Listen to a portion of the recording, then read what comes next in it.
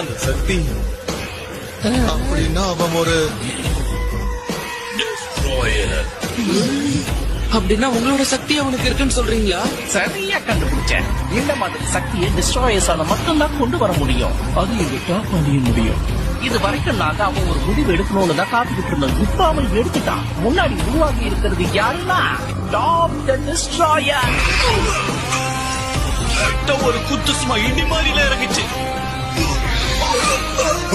உன்னுடைய உருமாற்றம் ஒன்ன காப்பாற்ற நினைக்கிறியா? உனக்குள்ள சக்தியை அதிகரிக்கும் நினைக்கிறியா?